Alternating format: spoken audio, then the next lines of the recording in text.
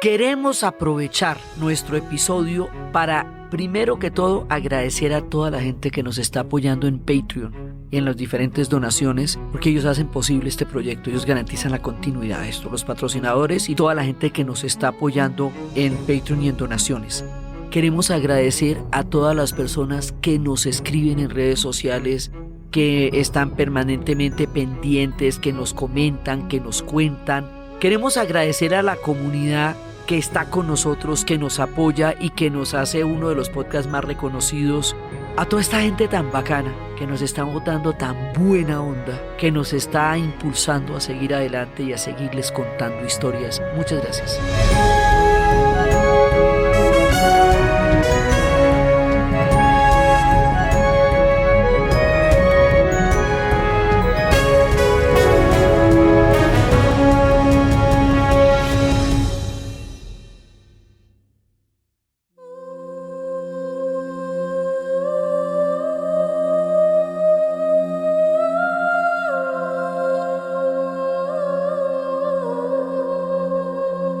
Buenas.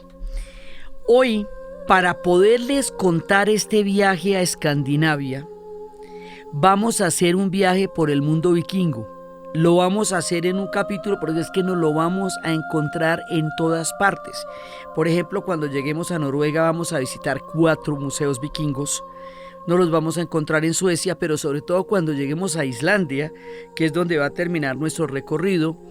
Ese mundo vikingo está ahí tal cual, porque ahí están los elfos de la luz y los elfos de la oscuridad, y ya vamos a ver en Islandia que donde hay elfos no se hacen carreteras, que hay gente escondida debajo de la tierra. Ellos llaman así los seres escondidos, the hidden people, que dicen que cuando una persona, entre el momento en que nace el bebé y el que lo bautizan, lo puede cambiar uno de esos elfos.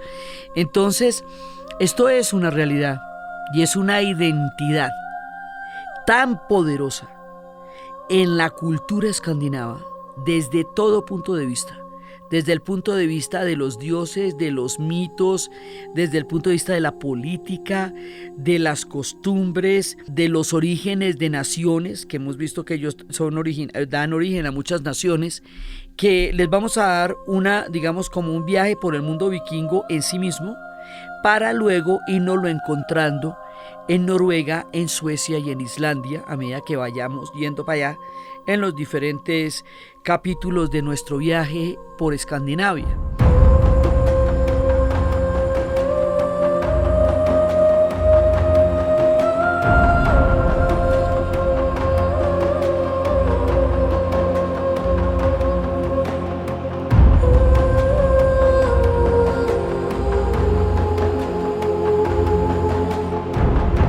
Entonces, pues ellos son de un tronco germano originalmente, y hay una cosa, las mitologías que son tan poderosas y tan maravillosas entre ellos se fusionan porque ellos son de troncos germánicos por un lado, pero por el otro lado ellos se van a mezclar muchísimo con los celtas. Entonces las mitologías germánicas con las mitologías celtas, con el mundo de los vikingos, van a fusionarse en muchos elementos. Por eso es que uno se va a encontrar con que unos tienen valhallas y los otros también, y unos tienen gnomos y los otros también. En Suecia hay casitas para los gnomos. Dentro de la casa hay una casita chiquita para los gnomos. O sea, la permanencia de esta narrativa en la vida cotidiana de los escandinavos es actual y vigente. Entonces por eso es que uno se tiene que meter en toda esta historia para poder explicar por qué es que se nos van a ir apareciendo en todo el camino. Entonces, bueno, pues estos pueblos nórdicos tienen unos dioses fundamentales, sí, unos dioses que son el que van a crear el mundo. Todo el mundo vikingo está montado sobre un árbol. Ese árbol se llama Yggdrasil. Ese árbol tiene 9 mundos. Y en cada uno de esos mundos hay una cantidad de seres que lo habitan, entre ellos los humanos. Entonces, digamos, para irles contando de todos estos mundos tan tremendos, esos mundos están, por ejemplo, Asgard es la morada de los dioses, Midgard es la morada de los hombres. Entonces, es un árbol completo Helheim es la morada de los muertos. Svartalfheim es el hogar de los elfos oscuros y de los enanos, que son los que van a forjar el martillo de Thor. Niflheim es el hogar de las tinieblas y del terror. Jotunheim es el hogar de los gigantes. Midgard es el hogar de los humanos. Los dioses ellos están en Asgard, y hay un puente que es el puente de Bifrost, que es por el que se llega a Midgard. Valheim es el lugar de los Vanir, de la tribu de los dioses de la fertilidad y de la naturaleza. Alfheim es el hogar de los elfos de la luz, porque hay elfos de la oscuridad y hay elfos de la luz. Asgard pues es la pomada, ¿no? Porque ese es el reino de los dioses. Simulsheim es el mundo primordial del fuego, y ahí es donde se encuentra Ginnungagap. Hay criaturas en cada nivel del árbol, y el árbol hay que estarlo cuidando permanentemente. El árbol es un fresno. Habíamos dicho que los dioses, además estando aburridos, por el momento que se aburren los dioses, deciden tallar y crear este par de árboles que son el fresno y el roble, y les parecen tan bonitos que les dan un soplo de vida, y de ahí nacen el hombre y la mujer, del fresno y del roble. Todo lo que va a ser Yggdrasil es un fresno, y ahí hay criaturas, hay ardillas, hay serpientes, hay cuervos, hay águilas, y cada una de ellas tiene una razón de ser, tiene una mitología, tiene el por qué estar ahí, y una no se puede mezclar con las otras. Las serpientes que están por ahí debajo, en la cantidad de diferentes lagunas y diferentes quebradas que hay debajo del árbol, ahí en la parte de las raíces, ellas no se pueden salir a encontrarse con las aves que hay en la parte de la copa, porque ahí se arma el enredo. Ese puente de Bifrost tiene que estar permanentemente vigilado, porque los gigantes, que son los originarios, no pueden llegar a pasar por ahí. Eso tiene una cantidad de condiciones. ¿Por qué estos dioses van a morir? En algún momento se va a desatar una tragedia terrible, que es el fin del mundo vikingo. Esa tragedia terrible que es el fin del mundo vikingo se va a conocer con el nombre del Ragnarok, y es cuando se desaten todos los maleficios y todas las profecías que durante todo el tiempo ellos están tratando de impedir, sabiendo que en algún momento va a suceder, pero dilatándolo de lo más posible. El Ragnarok es como el apocalipsis del mundo vikingo, y ellos saben que va a venir en algún momento, y van a durar el tiempo que les sea posible durar, porque finalmente eso va a ser el destino de los dioses. Entonces estos dioses van a tener cada uno su lugar en el mundo y su lugar en el cosmos. Entonces está Odín. Odín es un personaje, él es el dios de los dioses, digamos. Odín es un personaje bien especial, porque Odín le interesa el conocimiento más que nada. El conocimiento lo enloquece. Entonces él trata de conocer de todas las maneras posibles. Entonces por eso tiene un par de cuervos, que son los que van pillándose qué va pasando y le van contando qué va pasando en el mundo, por un lado.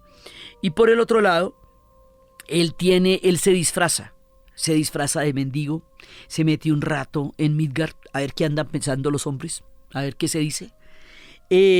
Por el conocimiento, él una vez hizo un sacrificio de 9 días sin comer, atado a un árbol, y ese sacrificio de estar colgado de Yggdrasil, precisamente, con el pie colgado en Yggdrasil, que es de donde decíamos que se inspira la carta del colgado en el tarot, él murió en el sacrificio porque no comió, y fue dolorosísimo, y luego volvió a resucitar, y en ese trance de morir y resucitar, encontró la razón por la cual había hecho ese sacrificio.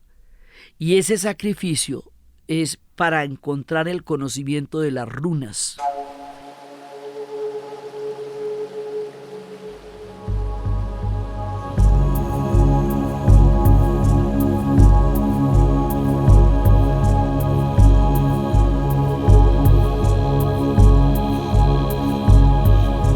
Las runas son a la vez un alfabeto, que era como escribían ellos, y una forma de adivinación. Entonces cada una de estas runas tiene un nombre, y cada una de estas runas tiene una fuerza, y cada una de estas runas tiene un significado. Entonces, y tiene un animal, ¿no? Horus, que es el buey. Esa es una runa que te habla de una transformación total de tu tiempo de vida, que implica una una mirada de una muerte, una transformación y un renacimiento. Anstus, que es la más parecida a las respuestas. Geu, que es la runa de la complicidad, de la parcería, de estar juntos. Manás, que es la runa del ser. Hay runas de los caminos, Eiwas, que son también runas de los caminos. Cada una de estas runas, Kanu, Hera, las runas de los viajeros. De hecho, lo que hoy día es Bluetooth, el signo de Bluetooth, si ustedes lo miran, eso es una runa. Es la runa de Berkana. O sea, quien ideó el sistema de compartir música y todo eso, utilizó esa runa como signo de la comunicación.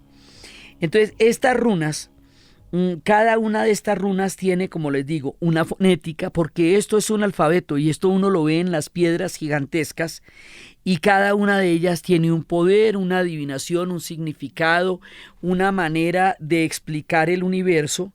Sí, son 21 runas. Hay runas que te llevan de las de los caminos, por ejemplo, la última runa es la del camino. Hay runas de los viajes, hay runas de las señales. Las runas pueden estar invertidas o pueden estar al derecho. Hay una runa que es particularmente enigmática porque es la runa blanca.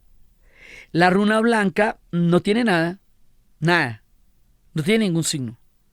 Si una runa blanca te sale es porque cualquier cosa puede suceder. Pues mira a ver tú.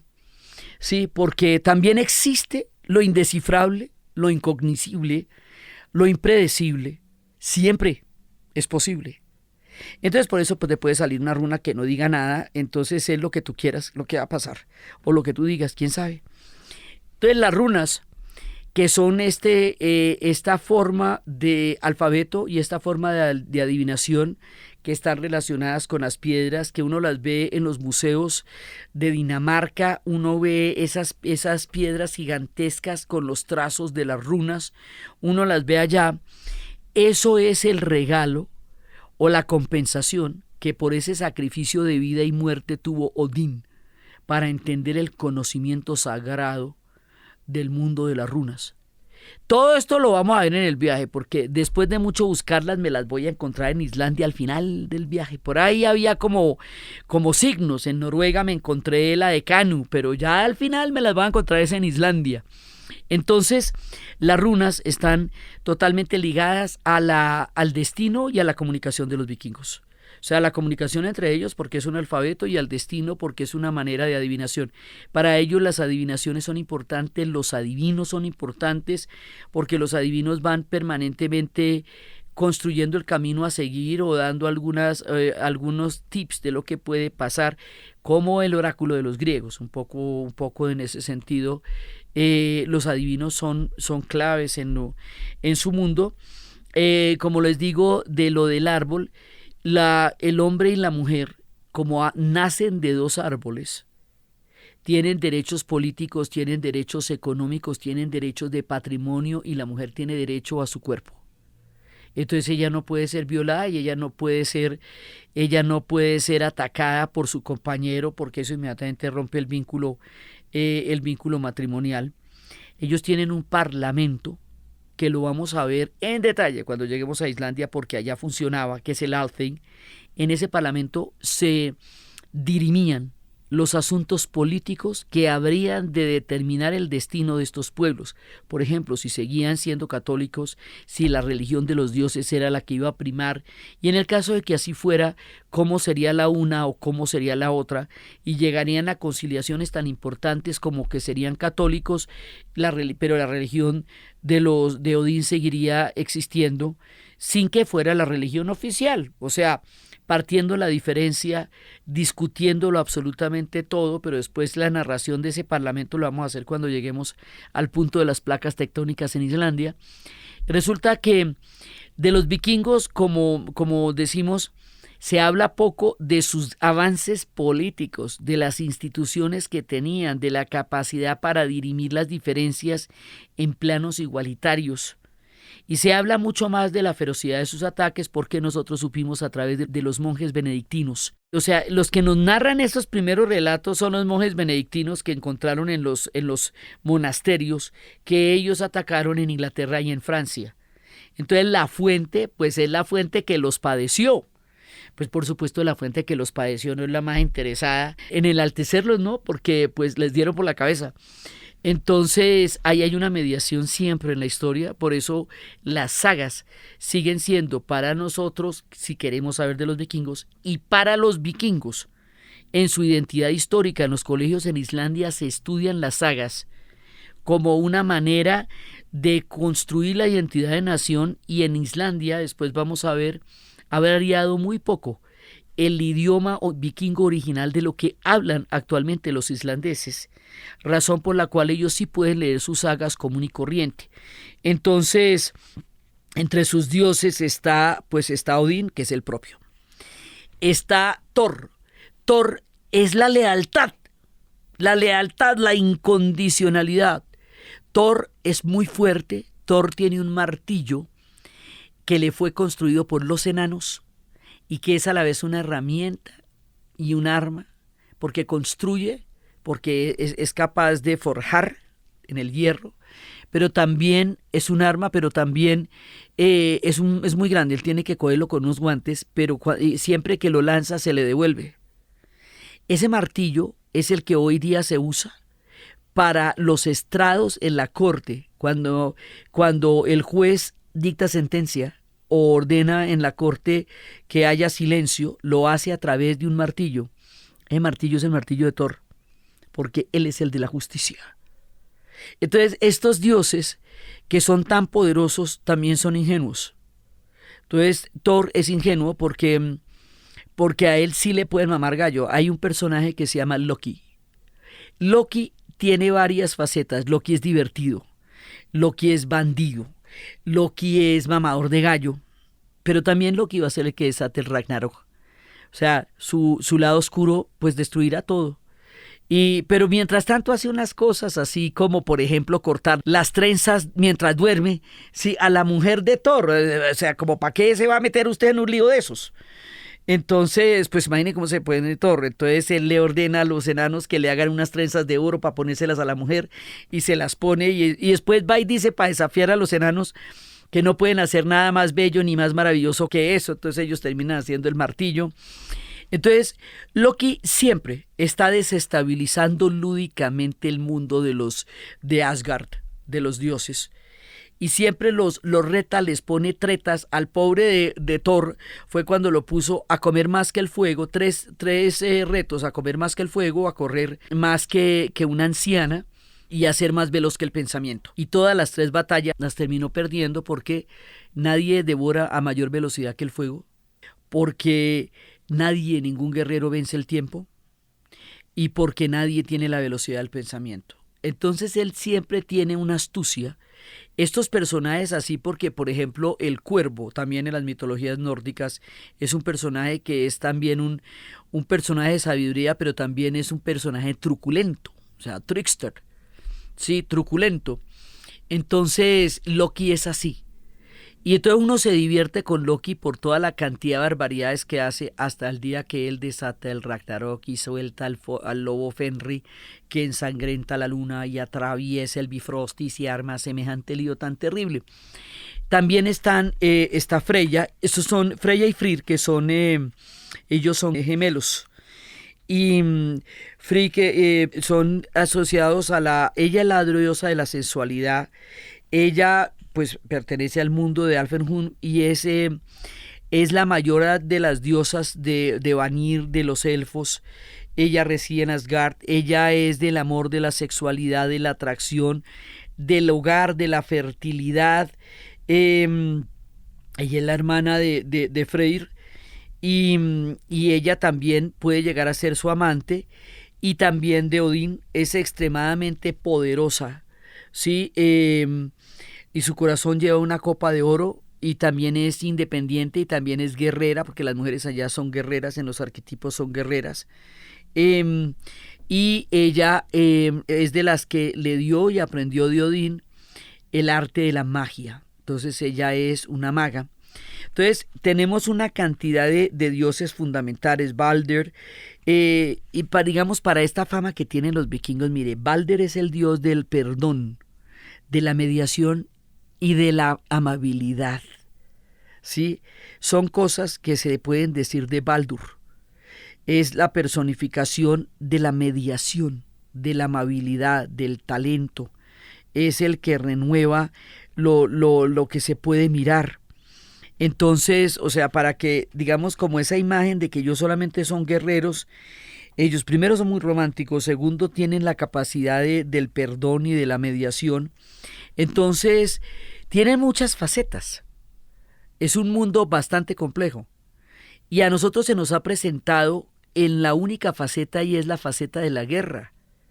Porque por la mediación a partir de la cual los hemos conocido, por un lado, y porque esa mediación, que es hecha por Francia e Inglaterra, corresponde a los dos imperios que habrían de tomarse la narrativa universal durante la modernidad e incluso hasta nuestros días, lo que hace que ellos queden de todas maneras detrás de, como los celtas que sabemos de ellos a través de los romanos.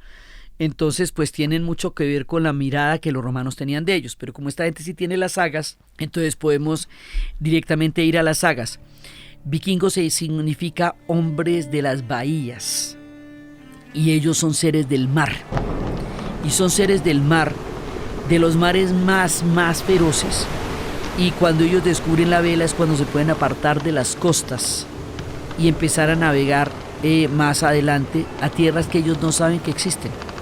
Entonces la gracia de la navegación vikinga era no solamente que no tenían la brújula, sino que no sabían para dónde iban, y sin embargo iban para adelante. Cuando ellos llegan a Inglaterra la primera vez, ellos no saben si existe Inglaterra, y cuando llegan a Islandia, los noruegos, ellos no saben si tal cosa existe, como tampoco Groenlandia y menos aún América, que no iban ni para allá. Ninguno de los que llegó venía para acá. Esa es una de las paradojas de nuestra existencia. Nadie nos encontró porque nos estuviera buscando, ni mucho menos. Entonces ellos van a ser unos navegantes, pues no le digo que van a llegar hasta Cádiz, y van a llegar hasta Anatolia, y en su recorrido van fundando naciones.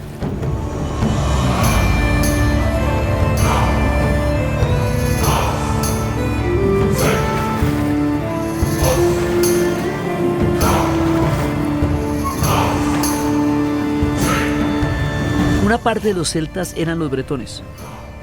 De los bretones había una gran Bretaña y una pequeña Bretaña. De ahí viene una tierra que era, esa tierra va a ser la tierra que después se va a llamar la Normandía. Y los de la Bretaña de la Normandía, que es decir, los francos, son los que le dan a los vikingos esa tierra, a los daneses, para evitar que las demás invasiones vikingas sigan, porque ya estaban secos con las invasiones. La manera como esta gente navegaba era que podía navegar en las aguas profundas, en las aguas turbulentas, en las aguas tormentosas, lo mismo que en los charcos, en las aguas claritas. Podían navegar a muy poca profundidad porque sus barcos eran muy ligeros.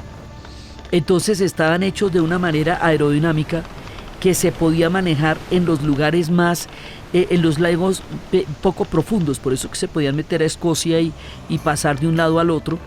Esa facilidad para poder manejar diferentes profundidades hacía que o bien pudieran llegar a América, o bien pudieran pasar por entre todos los lagos que tenía la tierra escocesa, y pudieran llegar a todas partes. Entonces la manera como los trancan es que les dan la Normandía a los daneses con tal de que no haya más incursiones vikingas. Los daneses se cristianizan, se vuelven europeos de nuevo porque vienen de un tronco germánico. Y entonces allá lo que hablamos de los normandos son vikingos cristianizados que van a estar en lo que hoy es Francia y también Inglaterra, porque ellos van a invadir la otra Bretaña, la de arriba, y allá van a estar durante un poco de tiempo determinando una buena parte del destino de Inglaterra hasta cuando llegue Alfredo el Grande. Entonces por eso estábamos hablando de cómo ellos van a forjar un montón de naciones. son los antepasados de muchísimas naciones, por lo tanto uno se los va encontrando y se los va encontrando a medida que va caminando. Así como decíamos que hacemos un recorrido tan largo por Europa del Este sin salir del imperio austrohúngaro, se nos siguen apareciendo los Habsburgo de un lado para el otro. Así como contamos de la necesidad de hablar del imperio turco otomano para poder entender el viaje a Turquía, así necesitamos contar los contextos vikingos para poder entender este viaje, porque se nos van a aparecer una y otra vez y van a construir un sentido de identidad muy poderoso en estos pueblos. Uno se los va a encontrar hasta, por ejemplo, en Estonia, en Tallinn, hay un museo del hombre del mar y los vikingos. O sea, ellos realmente dejaron una huella poderosa en Rusia, pues ellos van a hacer el trato de Novgorod, en donde hacen la alianza de los varegos y los eslavos. Entonces, por todas partes uno se va encontrando el mundo vikingo, y también pasa que estos parlamentos, estas instituciones, esta avanzadísima concepción política de sus diferentes ramas, es parte de lo que explica el por qué los pueblos escandinavos, por qué los noruegos, los daneses, los suecos y los islandeses tienen una cultura política tan avanzada, porque tienen unos antepasados en donde se dirimían los conflictos entre ellos y se llegaban a decisiones.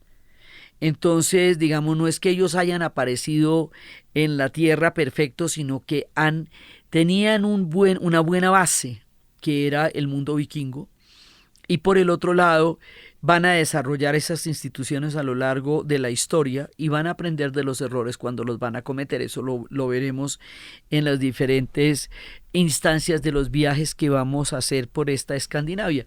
Entonces, pues lo primero que hacen los vikingos es narrar. Ellos primero que todo narran por los 6 meses de invierno, cuentan historias, se sentaban en las comunidades alrededor del fuego a contar historias que normalmente eran sagas familiares y eran historias de, digamos, de las diferentes generaciones, de qué hizo este, de qué hizo el otro, que eso también hacían los irlandeses, y eso, el mito de Cuchulainn en el norte es también la epopeya de Cuchulainn el héroe. Eso, digamos, es muy particular de la construcción identitaria de los pueblos, de las largas noches y los enormes inviernos. Entonces, ellos narraban. Por otro lado, navegaban, porque son los hombres de las bahías, un talento natural para el agua. Ahora, si usted ve, es que ellos están llenos de lagos. Noruega es una de lagos y una de fiordos, y una de lagos y una de fiordos, y una geografía increíble, increíble, de una belleza. Los fiordos son los lugares más profundos del planeta en términos de profundidad oceánica. Entonces, digamos, los barcos llegan ahí directamente donde usted está sentado. ¡Pum! Puede llegar un crucero gigantesco, porque eso es tan profundo que se le bajan a usted encima. Entonces, porque eso es muy, muy profundo. Entonces, Noruega es llena de lagos y es llena de fiordos, y esa constitución hídrica es lo que hace que esta gente sea navegante en todo sentido. Están entre bahías, están entre lagos, están entre ríos, están entre mares, están entre océanos. El agua determina todo su mundo. Entonces, por eso son los hombres navegantes y los hombres de las bahías, y tienen esos vientos, esos grandes vientos que retaban su navegación. Ellos conocían a las corrientes. Su dominio de las corrientes es lo que los va a hacer tan buenos navegantes. Conocen por dónde vienen las corrientes, y también tenían un sistema de vidrios que reflejaba diferentes momentos del sol que les ayudaba a navegar sin conocer la brújula, y dominaban perfectamente la vela, y la manera tan liviana de sus barcos es lo que va a hacer que sean tan móviles y tan fáciles de transportar. La superficie escandinava por los hielos tampoco resiste mucha población. Entonces dicen que también cuando ellos van a crear asentamientos, como lo van a hacer en Irlanda, Dublín, por ejemplo, es porque tampoco mucha gente puede sobrevivir sobre esas capas de hielo. Eso también tiene que ver con cuánta sostenibilidad tiene la capa donde ellos viven. Hoy día no son muchos tampoco, si usted va a mirar. Ellos no tienen una densidad de población muy grande. Desde siempre una determinada parte se va y empieza a hacer asentamientos en otras partes. Entonces esto hace, primero, que haya muchos troncos de ellos, que las historias se entremezclen entre los de origen danés, los de origen noruego, los de origen sueco, porque tales cosas no existían en esa época. La formación de los estados nacionales es muy posterior. Entonces uno dice que son daneses porque corresponden a lo que hoy es Dinamarca, y uno dice que Islandia la hicieron los noruegos porque fueron ellos los que salieron a buscar a ver qué había por ahí arriba, y que en Islandia se hace un asentamiento tan poderoso que Islandia se vuelve una isla vikinga per se. Entonces irá a haber islandeses que ya son vikingos islandeses, de un antiguo origen noruego, pero que ya van a ser islandeses. Sí, y también pues hay los suecos, que son los de Rus, que son los que van a ir a fundar Rusia con los varegos, pues siendo ellos los varegos, los vikingos, con los eslavos, y dentro de los varegos había un pueblo que era el pueblo de Rus, y es por el pueblo de Rus que esa nación que van a fundar se va a llamar Rusia. Entonces, el mundo vikingo, formado por estas aldeas de mujeres guerreras que resistían los diferentes ataques, porque mientras ellas estaban por fuera también había ataques, que resistían los fríos inviernos, que conocían todas las labores de la agricultura y del campo, y que a su vez conocían la navegación. Ellas también eran guerreras y ellas también podían participar en las incursiones en determinados casos. Entonces no hay, digamos, como ahí hay una cantidad de condiciones históricas y políticas que son bastante igualitarias en estas sociedades, y eso hace que tengan una construcción y una idea de la política muy diferente en el futuro, sus descendientes, a la que van a tener los pueblos europeos. Ellos, como les digo, se van a mezclar con los europeos, y al mezclarse con los europeos se van a mezclar sus mitologías, y esas mitologías van a tener fusiones entre unas y otras, y cada uno de ellos en su mezcla con los europeos va a dar una variante diferente de lo que van a ser estas diferentes naciones. Entonces nosotros conocemos de ellos las sagas, conocemos sus capacidades guerreras, conocemos sus capacidades políticas, conocemos sus dioses, la naturaleza cambiante de sus dioses, la naturaleza no omnívoda de su destino, porque su destino en algún momento va a terminar. Entonces, son algunas de las características de los pueblos vikingos. Entonces, como hacen a esta identidad histórica, por eso les digo que lo primero que vamos a encontrar es el Museo Roskilde, y ahí es donde en la primera parte del viaje vamos a ver semejante barco tan absolutamente impresionante. Ellos hicieron muchísimos barcos. Una de sus maneras de morir era quemar el barco con el líder, digamos, la cremación en el mar. No todos fueron cremados, o si no, no existirían los barcos y no los encontraríamos. Era parte de los ritos. También que cuando se morían cremaban el barco y el barco se iba en el mar. Entonces, pero otros sí fueron enterrados. Tenían toda la mitología y las simbologías de los anillos. Los anillos eran elementos de poder. Y en el futuro los marineros van a utilizar anillos en las orejas como una manera de agudizar su visión de las profundidades y de los misterios del mar. Y los anillos ampliados también serán las pulseras, y los anillos serán de poder. Entonces lo que va a hacer Tolkien es recoger todas las mitologías nórdicas y las mitologías germanas y las mitologías celtas, y las va a compendiar de una manera en una novela que pretendía ser un lenguaje, iba a ser una gramática para los elfos, con un idioma que se iba a inventar, que era el élfico. Pero para un idioma no tiene sentido si no se habla. Entonces tuvo que inventar un mundo que hablara ese idioma, y para inventarse un mundo que hablara ese idioma tuvo que incursionar en todos los seres que estaban rodeados alrededor de ese idioma, para terminar haciendo el Señor de los Anillos.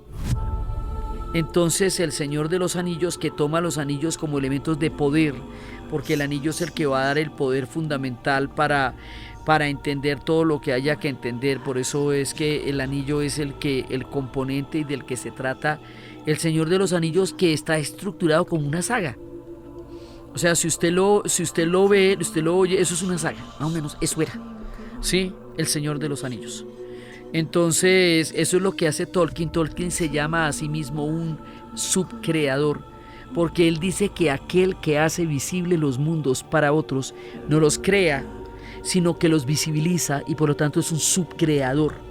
Entonces Tolkien es un subcreador porque rescata todas estas mitologías y logra a través de ellas reconstruir y visibilizar un mundo que estaba oculto entre las brumas del pasado, mezclando todas las mitologías que de hecho tienen unas fusiones importantes las unas con las otras. Esto se va a ver en la vida cotidiana de los pueblos escandinavos. Entonces, como les digo, en Islandia, donde hay elfos, lugares de relato de los elfos, no hacen carreteras porque respetan el lugar de la palabra. Ellos creen en los elfos, la mayoría de los islandeses creen en los elfos. Los islandeses son laicos, muchos son ateos como tales, pero creen en los elfos. Y creen en los elfos de verdad. O sea, en uno de los libros, porque ellos tienen muchísima literatura acerca de su idea de los elfos, en uno de los libros decía uno de los autores que él particularmente, dice, yo particularmente, pero esa es una posición personal, no creo en los elfos como seres, como tales. Pero creo que es una explicación muy importante, y es que resulta que los islandeses sufrieron muchísimo a manos de los daneses. No fue una dominación amable, sí su final, pero no la dominación. Entonces, para ellos, y además Islandia era tan agreste y tan peligrosa en ese momento, la gente desaparecía, ¿no? Por los vientos o por los volcanes. Hoy por hoy no es así, pero en esa época era así, peligrosita. Entonces para ellos era mucho más amable y mucho más comprensible y mucho más aceptable en términos de duelo pensar que estos adolescentes o estos niños que no volvían habían sido llevados al lugar de los elfos de la luz, y los elfos de la luz los tenían en una situación luminosa y magnífica que era mucho mejor que la dificultad de la vida con la que ellos estaban en ese momento teniendo que sobrellevar toda la hostilidad geográfica que la isla les había planteado en primera instancia. Entonces dice, en cualquiera de los casos, crea usted en ellos o no, son un sustrato fundamental de la cultura islandesa. Son una parte importantísima no solamente de la identidad, sino de la relación de los islandeses con la isla. Entonces cada uno de ellos, uno en Noruega se va a encontrar a los trolls, y los trolls van a estar por todas partes. Y entonces acuérdense que los trolls, si los llega a coger la luz, quedan petrificados. Entonces uno ve también, por ejemplo, en Islandia hay unas rocas grandísimas que hay sobre el mar. Esos trolls son un par de trolls que los cogió el sol y ahí quedaron, vean, tiesos. Entonces, o sea, estos pueblos que son tan impresionantemente racionales en su constitución política, ¿sí? Y que son laicos en su mayoría, tienen un arraigo mitológico profundo, cotidiano, permanente y actual.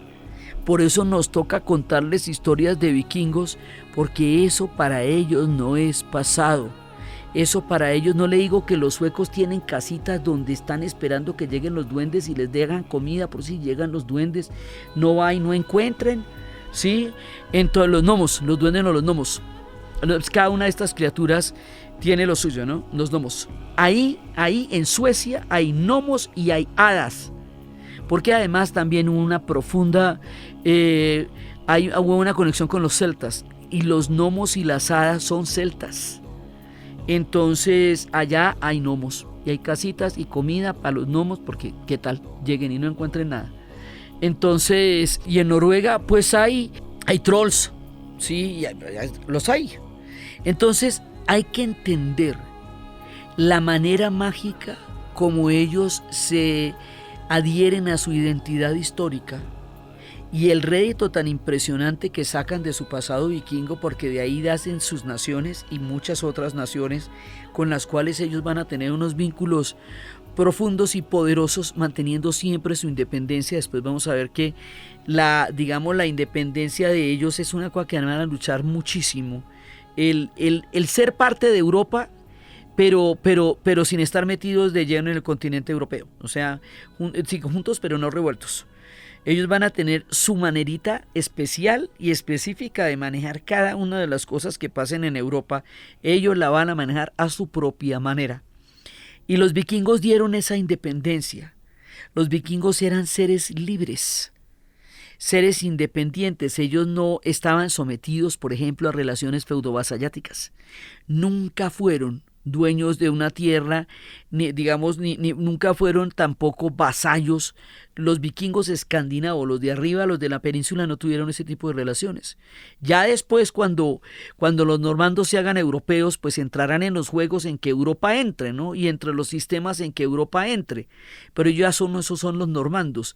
Pero los vikingos escandinavos de allá arriba, ellos van a seguir con su manera de vivir y estructurar el universo, con su cosmología tan absolutamente impresionante. Como les digo, en Islandia van a durar 1500 años más, porque en el Althing deciden que la religión de los viejos dioses va a coexistir con el cristianismo. Y en Islandia tienen las sagas ahí las tienen, porque cuando se separaron de los daneses, después en 1971 pidieron que les devolvieran las sagas. Y como esto es entre gente de palabra, los daneses lo que van a hacer es separar las sagas danesas de las sagas islandesas y se las van a mandar. Y ellos las tienen en un museo bellísimo, las tienen ahí en una cajita con una temperatura y una luz, y las pueden leer y uno las ve. Las puras sagas ahí las puede ver. ¿Sí? Y entonces cantan hoy día, cantan su constitución como se cantaban las leyes en el parlamento del Althing. O sea, hoy día sus costumbres son como eran en la época del Althing.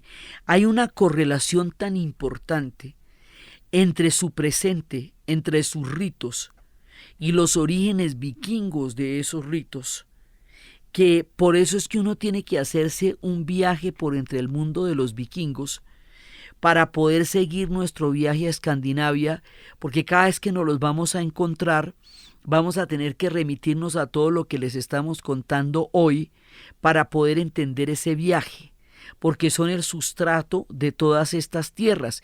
Las incursiones vikingas eran incursiones que no se podían responder, porque ellos llegaban desde unas tierras altas que nadie conocía, hacían un ataque, 1, 2, 3 por mí, y se devolvían. Entonces, si ellos podían entrar, entraban y hacían un asentamiento. Y si la veían muy, muy peluda, se devolvían y ya, no pasa nada. Sí, entonces usted dice, ¿pero qué? ¿Pero cómo? ¿Qué? No, ya, nada, uno. La perdió ahí. Sí, entonces los manes eran, y así eran poquitos, llegaban, ¡ñin! Y se iban. O se quedaban, y si se quedaban, entonces empezaban a negociar un asentamiento. Entonces, eso eran tan ágiles, tan rápidos, tan sorpresivos y tan ignotos y lejanos y remotos, porque de donde ellos venían no iba nadie. O sea, eso por allá arriba, y con esos mares tan bravos que había de por medio, pues nadie se iba, entonces nadie tampoco los veía venir, ni sabía cuándo iban a aparecer, y ellos estaban guiados por lo que les dijeran los cuervos o los adivinos, o las ganas que tuvieran ese día de explorar por allá alguna de esas nuevas tierras que de golpe hubiera. Entonces había una cantidad de elementos azarosos, sorpresivos y veloces que hacía que fueran impredecibles. Y el hecho de que fueran impredecibles hacía que fueran también tan temibles, porque nadie sabía cuándo iban a llegar, ni de qué manera. Y sus ataques sí eran contundentes. O sea, claro, ellos sí eran unos guerreros absolutamente tenaces.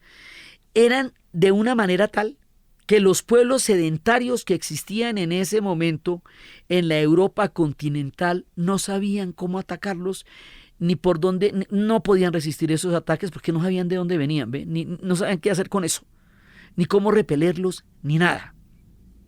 Por eso es que van a terminar haciendo un pacto con ellos y dándole la Normandía para que tengan una tierra y paren los ataques que sigan viniendo de ahí en adelante. Y es a través de la cristianización de los vikingos como van a poder, entre comillas, someterlos, porque militarmente nunca supieron qué hacer con ellos.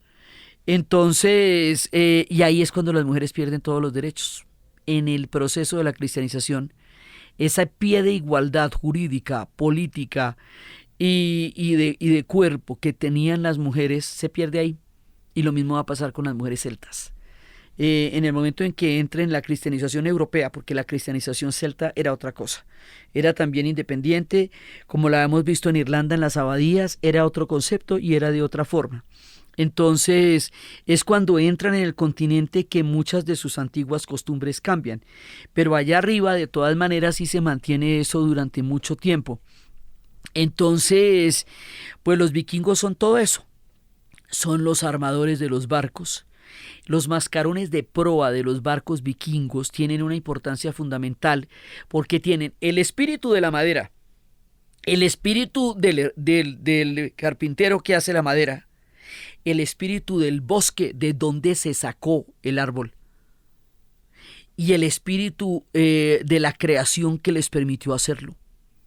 O sea, hacer un barco vikingo es un acto ritual, porque usted sacó el árbol del bosque y el bosque es sagrado. La divinidad está y mora en los bosques. Entonces usted está sacando árboles de un territorio sagrado. Ahí ya está metiéndose con los dioses. Y es que si toda la cosmogonía vikinga es un árbol, es Yggdrasil, pues imagínese usted la importancia que los bosques tienen para ellos y la importancia que los barcos, que son el producto de esos bosques, van a tener para ellos. En principio, el barco es un objeto místico, porque es sacado del bosque, de una madera, hecho por un carpintero que tiene todo el favor de la creación para poder hacer ese barco, y eso tiene un mascarón de proa que los proteja de los peligros del mar, de esos mares inclementes y terribles, y que a la vez los guíe en la inmensidad de lo desconocido. Por eso se hacen los mascarones de proa.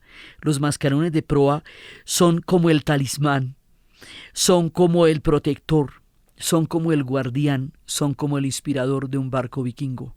Entonces por eso estaba el mascarón de proa, por eso estaba la forma de la vela. La forma de la vela es clave porque eso es lo que le da la navegabilidad a los barcos vikingos.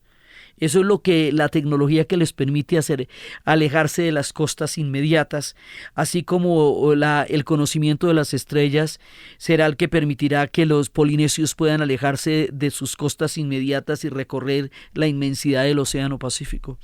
Entonces, están por ese lado la habilidad de ellos como navegantes, el conocimiento que tenían de las corrientes, la audacia con que partían, con la confianza de que los dioses los iban a acompañar en cada una de sus enormes aventuras, y pues parece que sí los acompañaron porque llegaron a todas partes.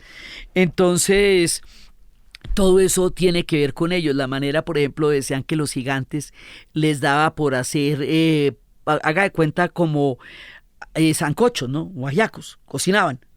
Entonces, porque el mar al principio no tenía sabor. Y entonces empezaron a batirlo y a batirlo y a batirlo y a batirlo lleno de bacalaos. Y los bacalaos le fueron dando el sabor de la sal al mar a medida que lo iban batiendo.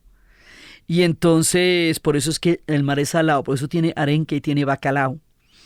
Entonces, pues esta gente, ellos son pescadores y comen arenques y bacalaos, pues pescados que hay allá arriba en esos fríos. Y entonces los batían así, entonces los dioses les daban por hacer banquetes. Y en esos banquetes ellos preparaban esas comidas cósmicas y hasta que se hartaban. Y en esa alegría y en esa euforia y en toda esa, en la cocinada y en la pachanga, agitaban el mar y agitaban los vientos. Entonces, cuando los vientos son terribles y son absolutamente asustadores, es porque los dioses están cocinando. Un banquete de eso es un sancocho de los dioses, porque son gigantes, ¿no? Entonces eso pues es a una escala que uno no se imagina. Los dioses pues se divierten así, pero pues los hombres la pasan mal porque se les vienen esos vientos de Boreas. Esta gente tiene que tener mucho cuidado con los vientos, porque los vientos nórdicos son aterradores, son vientos polares, son vientos tremendos, y ellos tienen otra de las pruebas fundamentales de la existencia de sus dioses en ese momento, las auroras boreales. Además, porque una de sus diosas, la más bella, la más hermosa, se llama Aurora, y ella solamente se ve en el punto del amanecer. Ver una aurora boreal cuando lleguemos a Islandia, les voy a contar eso, que tuve la suerte infinita de poder ver una aurora boreal, y eso, cuando uno ve una cosa de esas, no se parece a nada que uno haya visto en la vida, como cuando nada. Ya dejaremos en ese momento el día que la aurora empezó a bailar encima de nosotros con esa danza de colores de una aurora boreal. Por ahora los vamos a dejar así, y esto lo vamos a ir metiendo en cada una de las tierras a medida que vayan a ir apareciendo, porque es absolutamente necesario para continuar nuestro viaje. Así mañana temprano nos dirigimos a Noruega, y en Noruega, metidos entre los fiordos, nos vamos a encontrar con estas y otras historias que nos irán apareciendo en el camino del mundo de los vikingos y de toda la cantidad de sociedades y de historias que ellos harían después en el trasegar de su entendimiento del cosmos, del mundo, de la política y de la historia. Hoy los dejamos aquí, con los vientos nórdicos, con las runas, con la sinceridad de Odín, con la lealtad de Thor, con la gran sensualidad de Freya, con las capacidades de hermandad que ellos llegaron a tener y con la manera como forjaron el mundo a partir de sus dioses y su conocimiento de las corrientes y las mareas. Entonces, desde Odín, las runas, la magia poderosa, los dioses, Yggdrasil, el árbol cósmico de los vikingos, desde toda su idea de la cosmogonía del universo, desde su amor por el conocimiento, desde las bahías, desde las corrientes, desde la navegación, desde las incursiones, desde el parlamento, desde el Alten, desde los bosques y los mascarones de proas, y su conocimiento de las mareas, su audacia de navegar sin brújula, su llegada a tierras desconocidas, su mundo entre las sagas y las auroras, su mundo entre la adivinación y los pueblos que le susurraban la existencia de mundos que habrían de encontrar a través de este amor por las corrientes, por los mares, por la aventura y sus posibilidades políticas y sus grandes instituciones y su manera de entender el universo que forjó la tierra y el destino de tantos otros pueblos en la narración de Ana Uribe. Y para ustedes, feliz día cualquiera que se desea.